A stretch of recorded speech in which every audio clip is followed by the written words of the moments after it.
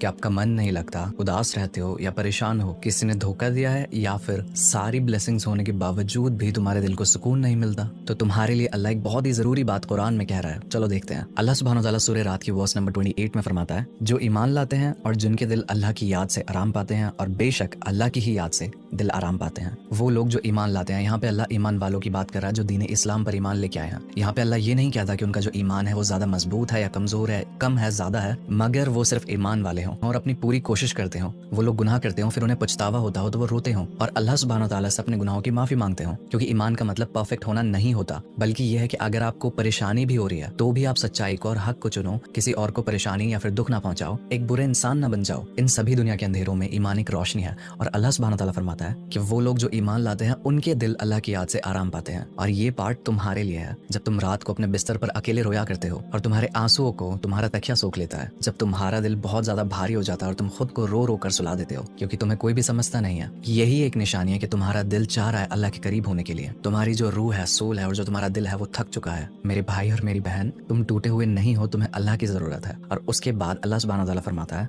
अला, जिसका मतलब होता है इंडीड, बेशक, बिना किसी शक के। ये बिल्कुल ऐसा ही है कि अल्लाह तुमसे कह रहा हो कि ध्यान दो, ये बात जरूरी है, बेशक अल्लाह की ही याद से दिल आराम पाते हैं। और यहाँ पर ध्यान देने वाली बात यह है कि यहाँ पे अल्लाह सुब्हानहू तआला ने ईमान वालों के बारे में बात नहीं की है, दिलों के बारे में बात की है। और दिल हर एक इंसान के पास होता है, चाहे वो खुदा में यकीन रखता हो या ना रखता हो। ये सभी लोग कहीं नहीं मगर सिर्फ और सिर्फ अल्लाह की याद में ही आराम पाएंगे, सुकून पाएंगे। जो सुकून आपको लोगों के साथ रहने पे नहीं मिलता, रिलेशनशिप्स में नहीं मिलता, पैसे में नहीं मिलता, निकाह करने में या फिर कोई अचीवमेंट हासिल करने में, इनमें से कहीं नहीं। जो हकीकत आपको सुकून मिलेगा वो अल्लाह की याद में ही मिलेगा। और जो लफ्ज इस आयत में अल्लाह ने इस्तेमाल किया है ना, तत्माइन, इसका मतलब सिर्फ सुकून नहीं होता है कि आपका दिल थम जाए, उसको सुकून फील हो, उसको डर ना लगे। और तुम ये सुकून डिजर्व करते हो क्योंकि इतनी ज्यादा चीजों से तुम गुजर चुके हो। तुमने दूसरों का ख्याल रखा, लोगों की मदद की, सब्र रखा, और जितने भी हालात बिगड़े और मुश्किलें बढ़ी, तुमने हार नहीं मानी। तुम रोए मगर तुमने हार नहीं मानी। और अब तुम्हें भागने की कोई जरूरत नहीं है, अपने दिलों को बंद करने की कोई जरूरत नहीं है, अपने दिल को नम या कोल्ड बनाने की कोई जरूरत नहीं है। बस तसल्ली से एक जगह बैठ जाओ, अल्लाह की तस्बीह पढ़ो